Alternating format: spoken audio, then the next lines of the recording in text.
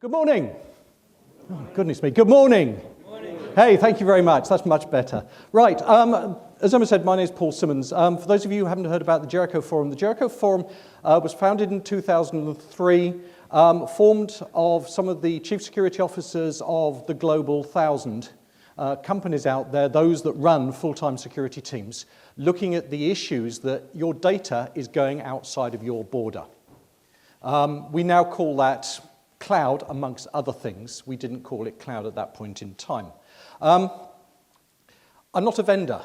I've always worked on the other side. I haven't yet gone over to the dark side. This is, there's a dig for the vendors here. As I said, Emma said, I'm the ex-CISO of ICI and AstraZeneca. I helped co-found the Jericho Forum.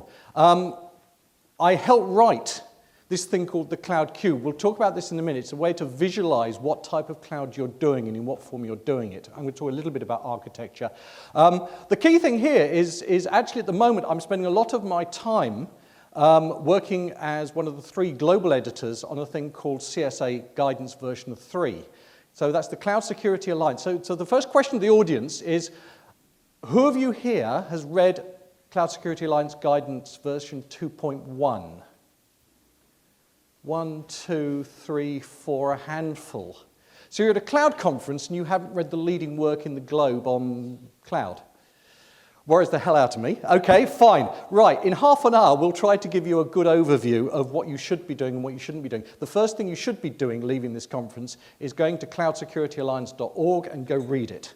Okay, 3.0 is due out for release out in mid-November if we get there. It's going to be very tight. But you need to go and read 2.1 as your starting point. So what are your drivers for cloud? Well, if you haven't noticed, everything is sold with added cloud. Yeah, whether it's antivirus or whether it's software as a service or PaaS, SaaS, ISaaS, I know you've been told those terms this morning from our man at Microsoft. Everything is sold with added cloud.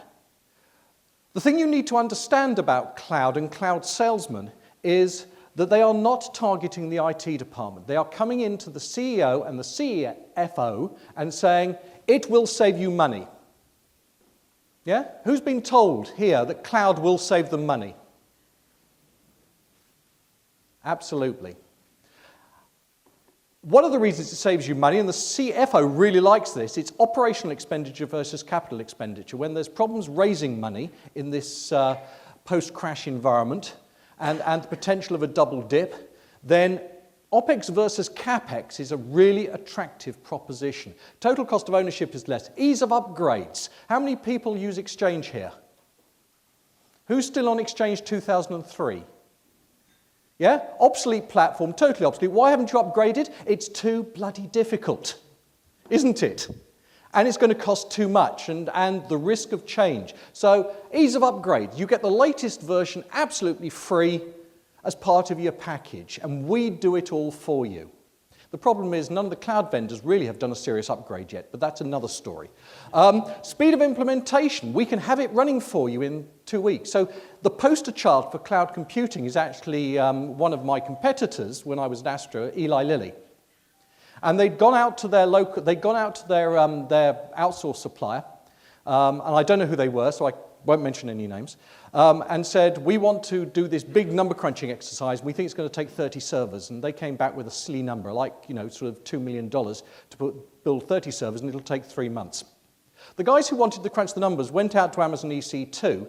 They ran up 30 servers on Amazon EC2 in an afternoon. They crunched their numbers and started to run it and suddenly realized that actually this wasn't going to cut the mustard. It was going to take quite a while to run. So they went back to the orchestration panel and said, I want another 100 servers, please. They ran up, therefore had 130 servers, crunched their numbers in 24 hours. So we've got 3 months to get it running versus 24 hours to actually do the job. The cost of making a blockbuster drug in the pharmaceutical industry is $150 a second. Do the math. Serious return on investment. How much did it cost them to crunch those numbers? $67 on a corporate credit card. Absolutely. They are the poster child You can go out, do a search on Cloud and Eli Lilly, and you'll find the case study. Yeah, they did it as a case study. Speed of implementation. But this is the interesting one. Because, of course, all of this is the internal IT department. This is the interesting one because the salesman's going, and by the way, you don't need to involve your IT department. Because IT departments, and I'm an IT person and I'm a security person, IT departments have got a really bad reputation for cost, speed of delivery, yada, yada, yada. Yeah? So all of that is the total opposite, but that's how they're selling it into your organization. Dilbert says it much better than I do.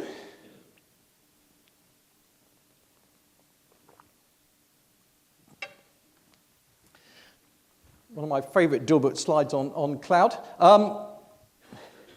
So, let's have a look where to start. Here's some of your internal stuff. Yeah?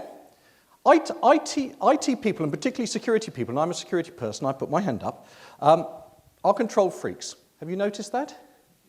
Yeah, who here would class themselves as an IT person rather than a business person? Yeah, control freaks? Yeah, absolutely, right. Just, I'm a control freak. I'm honest about it. Yeah, I can touch it. I can put my arms around it, can't I? Yeah, if it goes wrong, I can fix it. Yeah, because we like to fix things because we're control. Yeah, anyway, it's in my data center. Yeah, my people control it. They look after it. Yeah, I think I just about understand the security model. Yeah. And generally, it's integrated in my processes, but generally inside, your processes are pretty ad hoc, if you're honest about it. Yeah, it's integrated into my Active Directory, generally, or whatever you use for managing username and password. And I can justify how my data is secure, generally, because it's in my DMZ or my computer room, and therefore it is secure because it's inside the perimeter. Don't believe that. And if you need me to do a special, well, guess what? We can do it. Easy. What does cloud look like? Well, cloud is the opposite, isn't it? I can't touch it. It's in their data center. I have no control of their people whatsoever. Yeah? I really now have to understand how my security works and dovetails into theirs. I need a good defined process. It doesn't just plug into Active Directory. We'll talk about identity in a minute. I can't ignore data security anymore because my data is now there outside of my organization. And it only really works when it's standard. The return on investment for cloud is when you buy into their process. Yeah? Anyone here runs SAP? Yeah, a couple of you. Yeah? So SAP is one of those interesting models that actually, if you try to implement SAP within your organization, if you take their standard processes, it's actually reasonably easy. If you try to do a special, it is incredibly expensive. You are into millions of dollars for consultants to do a special within SAP. Now, when I worked at ICI, that was really easy because ICI, actually, the processes that you use in SAP are ICI's business processes because we paid them lots of money back in whenever SAP formed. We were their first customer. Okay, so most organizations who are trying to implement cloud are going to face this. They don't have a coherent identity strategy.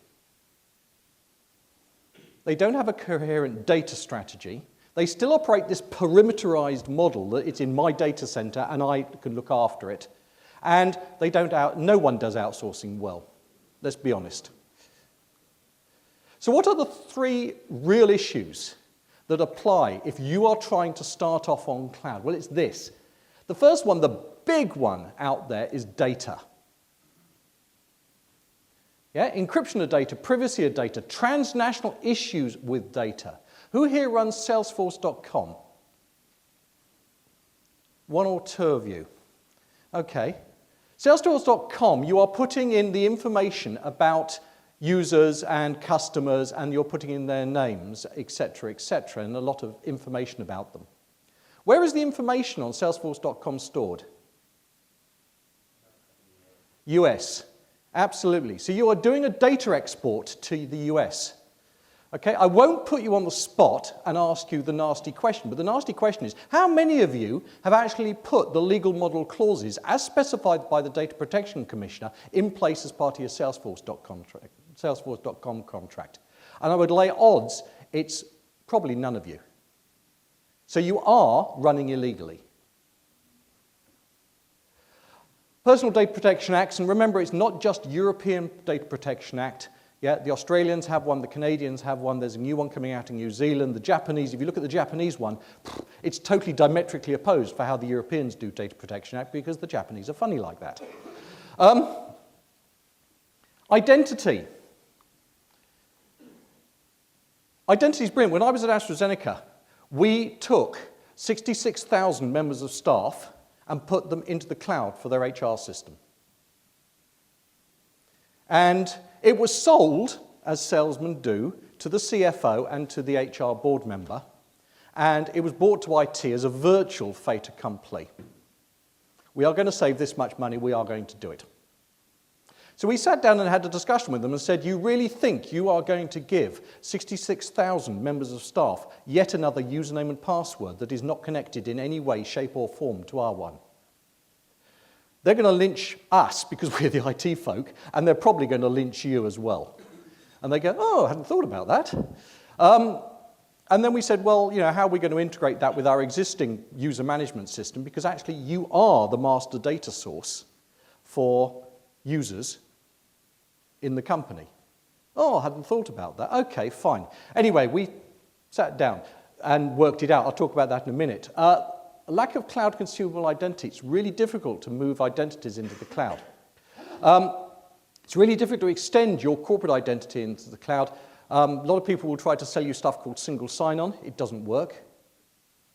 Reduced sign-on may be, but it always compromises your security doing it. So please don't.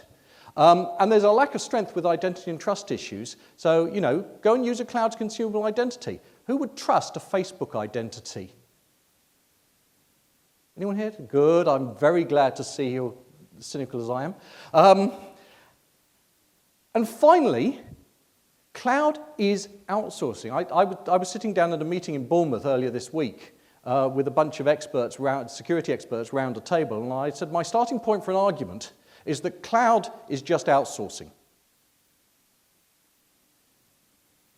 Do any of the rules applied to outsourcing differ when it comes to cloud? And we sort of thought about it for about an hour and a half and batted a few ideas around, and at the end of the hour and a half, my premise still stood. Cloud is just outsourcing as far as doing the rules. So outsourcing 101 applies, and again, we're going to talk about that in a couple of seconds. So back to Dilbert. Talking about data.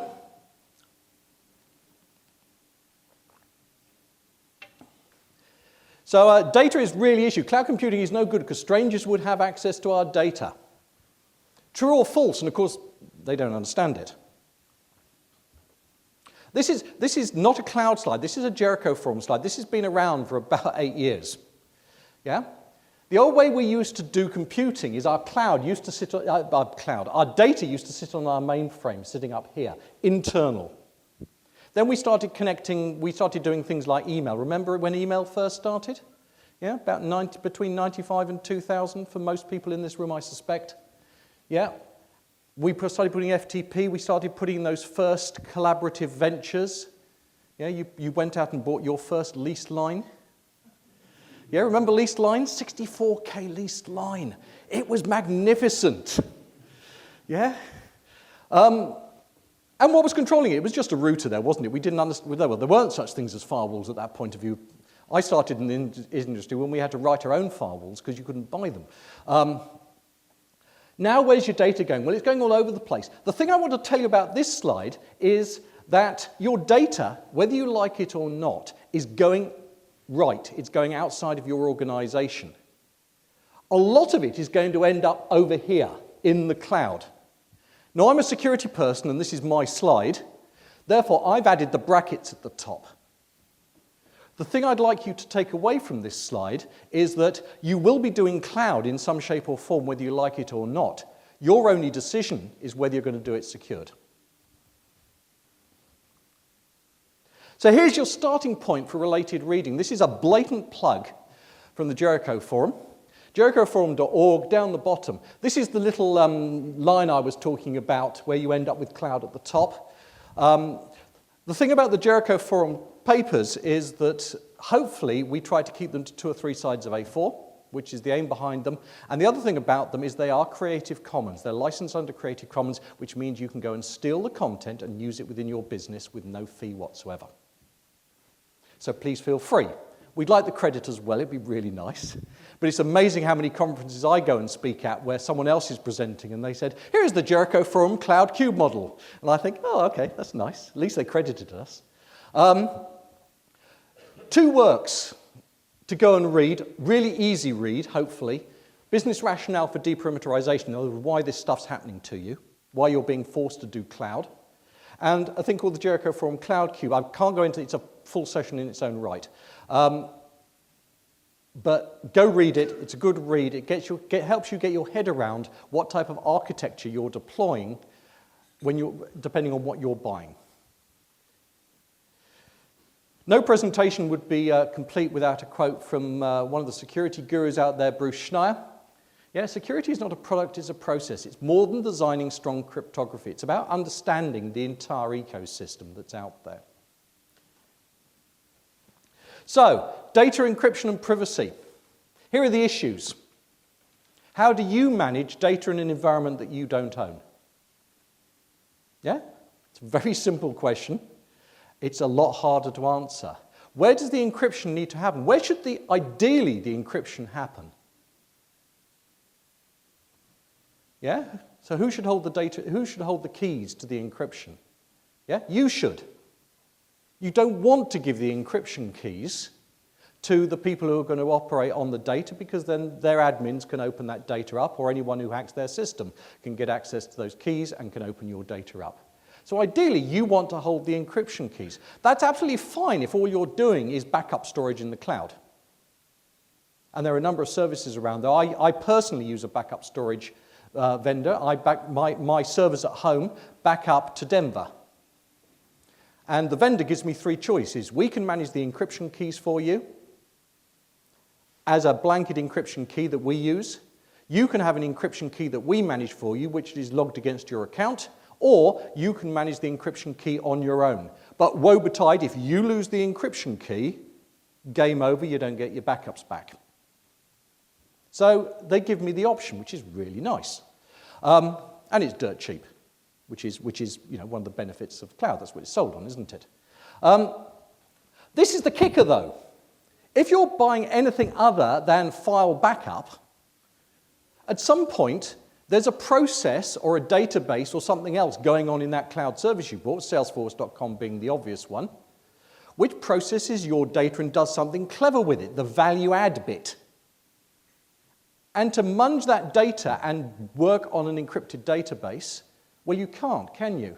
So you need to decrypt the data, which means, guess what? The cloud service provider needs to hold your encryption key. Oh dear. So there's a problem. So now, actually, they've got all your data and they've got your encryption keys and they can read it and do what you like with it. Slight problem. Administrator access. So whereas you validate all your administrators, guess what? They're administrators. What process are they going through? Well, if they're in India, it's not a hope in hell of doing background checks on them. If they're in the US or they're in Europe, there's a reasonably good chance of doing background checks as specified by ISO 17799 or 27001. Not a hope in hell if they're in India. Background checks, or anywhere else, or Russia or the Philippines or wherever the low-cost economies they are using to run those administrators. And of course, whereas if I go into somewhere in the UK and say, I'll give you £10,000 to get me this information, down the pub, they'll probably, think, actually it's more than my job's worth, and report it to someone like me. Problem is, if you go into the Philippines or India and say, I'll give you £10,000 to give me administrator access on your system, well, £10,000 is probably 4 or 5 years' wages. Will they succeed? I guarantee they will. Exported data, we've talked a little bit about that. Bring your own device increases the problem. So who here runs a bring your own device strategy? A couple tentatively putting their hands up. Yeah, absolutely. One of the big advantages, and it is an advantage of cloud, of course, because it's on the internet, you can access it from anywhere, not just inside your organization. So who runs Hotmail or Gmail or whatever on their phone personally? Come on, own up, that's better. Absolutely. What's the advantage? Well, I can access that email from anywhere, can't I? It's really neat. I don't need to log on. I don't need to get out my VPN or my secure ID card or anything else to do it. But bring your own device really increases the problem because, of course, one of the big advantages of cloud is now I can access my data from anywhere, not just inside my organization.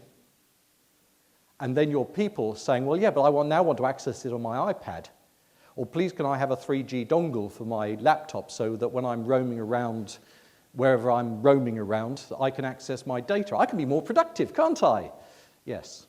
And of course, this one is a real gotcha, is economies of scale says we are going to put in dedicated hardware in a public cloud. We're going to commingle your data along with everybody else. So if you don't read the news stories in the last month, the FBI had an issue who was using cloud service. So they went to the courts and got a search and seizure order. You know where this is going, don't you?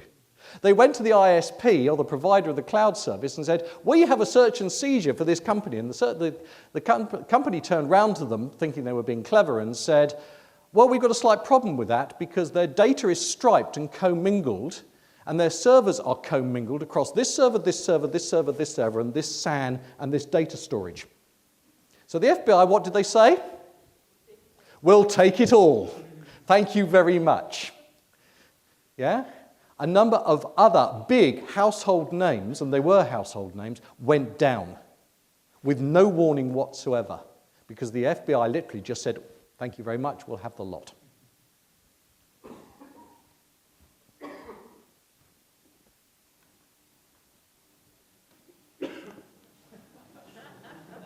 Absolutely. If you don't pay attention to this security shit, this is what's going to happen to you.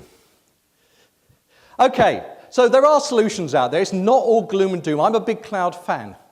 Yeah, I need to be. I'm working on CSA version 3. There are solutions. The first one's a real basic one, and we've been telling you this for years, certainly with my Jericho hat on.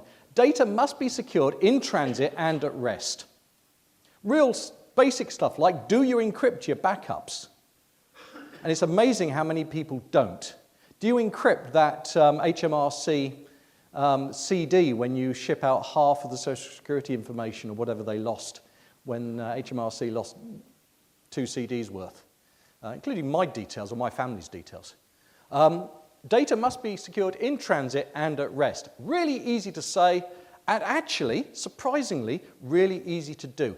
Avis, about a year ago, issued an edict from head office in, I think it's Atlanta. I'm not sure. Anyone here from Avis? No, okay. Well, it can be Atlanta then in that case. Basically, to every single branch, every single subsidiary around the world, and said, within the next 9 months, you will remove all unencrypted protocols from within your organization and move to secure ones only. And most of the IT folk out in the suburbs and out in the regions are screaming like blue murder at the moment because of the edict. But they're very serious about it. It can be done. Most of it is no cost except for actually doing it and actually understanding it. On the other scale of things, this one you've been able to do for ages, homomorphic encryption is really new and hot off the press. Homomorphic encryption solves the problem of how you encrypt at your end and hold the keys and still allow a database to munge your data. It's real magic. I haven't got my head around it yet, but I've seen it operate. And it does work. And it solved that problem that you on-premise can encrypt your Salesforce.com data, put it into Salesforce.com in an encrypted mode, and Salesforce.com can still index and search it, which is really, really neat. So this goes into the brand new and seriously neat category, but it is coming to a service offering near you very soon. There are a couple out there, certainly that work with Salesforce that I've seen. Data anonymization, try saying that after a few beers. So this is the principle by, again, do you have a data architect? If you actually understand your data, understand what you want to anonymize. So again, in pharmaceuticals, this works really well. So when you do blind trials and patient records and other bits and pieces, you just want to know them as patient 1. And then, of course, you can go and crunch the data in the cloud, and it's really easy if the only record to them is patient 1, and you know nothing else about them. And back in your organization, you have the decode table that says patient 1 equals Mrs. Smith at 32 Acacia Avenue. Local key management and key escrow, we've talked about that. Local key management ideally is really important if you can do it. If you're going to do local key management, it goes back to if you lose the key, you're stuffed. You need to do this well. Yeah? You need to understand that how you're going to get the keys back. Who here has locked a Word, or if you're in IT, has your business come to you and said, we put a password on this Word document 2 years ago, and we're now trying to recover it because of whatever, and the person who put it on has left and we've forgotten it. Anyone face that one? Yeah, thank you very much. Yeah? Did you manage to recover the document? Yes? No? Yes? Yeah, usually because Word 2003 was really weak. Don't try it with the latest versions of Word because actually it's virtually uncrackable unless you're going to apply some real supercomputer power to it. Encrypting databases, Oracle if you're an Oracle user out there, Oracle have been really bad at encrypting databases because basically it's had a major performance hit. I'm told the very latest version, actually you start to stand a chance of doing it. And please, please, please encrypt your tape backups. And don't believe your vendor when they said, yeah, of course we encrypt our tape backups. Actually ask them to prove it because they're still selling brand new tape library systems that aren't encrypted. First-hand experience. Related reading. These are the Jericho Forum commandments. There are 11 commandments, which we always thought was a bit funny. We tried to get it to 10, never worked. 2 sides of A4. Please go and read them. I know of one developer out there who has these laminated on 2 sides of A4 and in the cube of every single one of their developers. It's a really nice, these are the golden rules behind doing deperimeterized data. And this is, go read CSA Security 2.1 and 3 when it comes out in November. So let's talk about identity. Hopefully, everyone's heard of on the internet, Nobody Knows You're a Dog cartoon.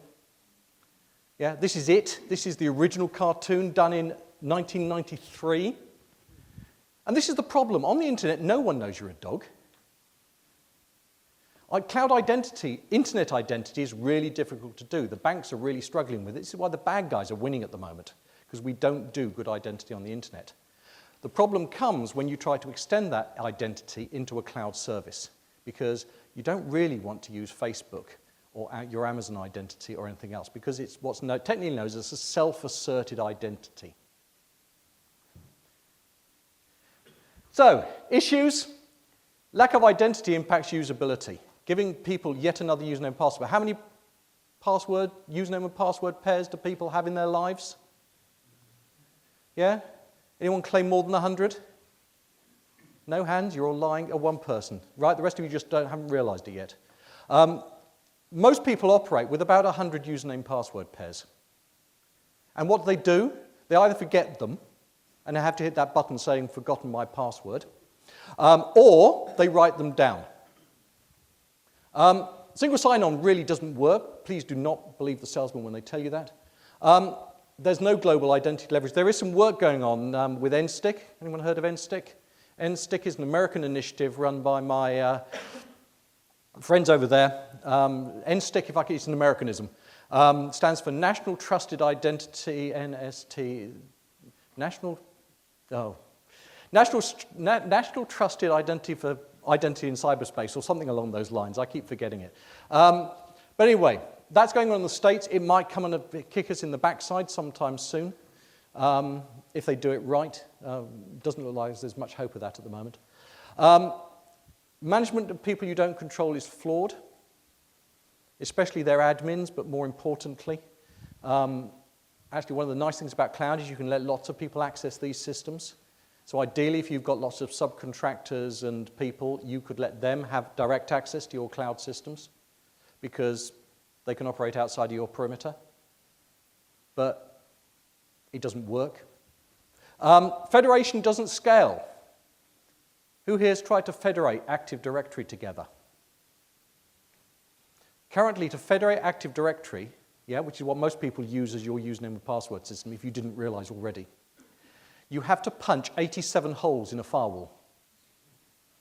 And a firewall with 87 holes in it is called a sieve. National identity schemes are fundamentally flawed. Thankfully, the UK kicked ours out. First sensible decision I think anyone made in government for a long time.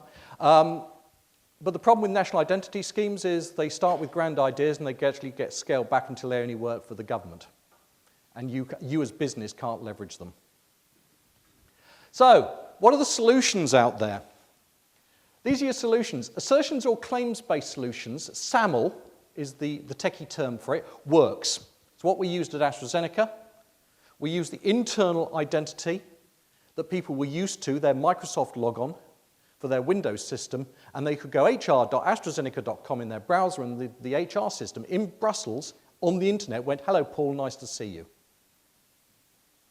It securely passes your information, your login, via a claims process that says, "I am Paul Simmonds, and I can prove it, and I am a part of AstraZeneca, and I can prove it," because it's all done with crypto, to that system and allows you to log on. There are identity bridges and clubs out there. So if you're in military or aerospace, there's a nice bridge which governs identity for all of them. So things that you can work on, things like the Joint Strike Fighter, which is produced by about 5 or 6 different companies. Identity is about entities. Just remember, identity is more than just people. It's about people, devices, code, organizations, and agents. The neat thing here is that if you do this, more than just people, it allows rich, risk-based decisions to be made to access your systems.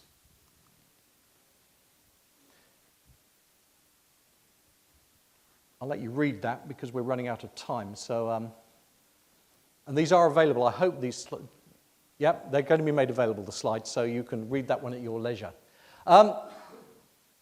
Next generation identity, again, this is just a takeaway, so read that at your leisure. So is your business ready to do cloud? You need to have a robust identity strategy. If you don't, please don't go seriously into cloud other than beta testing it. You have to do it with claims and assertion-based models, SAML assertions. It is the only thing that works out. It's the only game in town that works at the moment. Please do not try to do it with single sign-on or the SSO products that are out there. You need to deliver strong identities for all your people, and you need a robust data model. Again, Jericho from Identity Principles, nice easy read, 3 sides of A4, bunch on identity. There's going to be a whole load more in CSA version 3 on identity. We've basically rewritten the entire section. Finally, very quickly in the last minute I've got, I'm just going to talk about outsourcing. You can see I like Glassbergen as well as Dilbert. Cloud procurement is just outsourcing, don't forget it. Exactly the same rules apply. And this is the one, the top one here, is the one that everybody forgets when they're doing outsourcing, is if you don't understand how you're going to get out of it, you shouldn't be doing it in the first place. It really is simple as that with outsourcing. It's even more important with cloud. If you don't understand your exit strategy, how are you going to get your data back? If you put your entire workforce, your entire Salesforce information into Salesforce.com, all your contacts, all your, everything, and they go bust tomorrow, I'm not saying they will, but if they did go bust tomorrow, what's your Salesforce going to do? And the answer is they're going to sit and twiddle their thumbs because all their information is out there. Yeah? If the HR system for AstraZeneca goes down or the provider goes down, 66,000 people around the world are not going to get paid. Oh dear, there's a problem. Understand and plan your exit strategy. Don't outsource what you don't understand. This is Cranfield University Outsourcing 101 from their management school. Never outsource core strategic business. Define your measure of success up front. You have to be able to clearly define all your interfaces, and that's technical, business, process, and support. Ensure your SLAs are defined. Never select just on price. And please, please, please, when you do your return on investment calculation, you have to plan on 10% kept in-house to run it for service management and technical expertise. Again, people forget that one as well. So that's it. Do you do private or public? Well, the answer is pretty simple. If you can't do all of that stuff, well, people are going private, which has some savings. But ultimately, when you can do it, you can go public cloud and save a lot more money. And we're talking potentially double the amount on some of the studies that I've seen. So again, related reading. This is what we call the nasty questions document. Yeah, this is what you to ask your vendors. Again, go steal it, go nick it, put it in your RFIs, RFQs. Again, security guidelines have a whole load of checklists and other bits and pieces. The key thing to remember, folks, is cloud is happening whether you like it or not. So you better prepare for it. With that, thank you very much.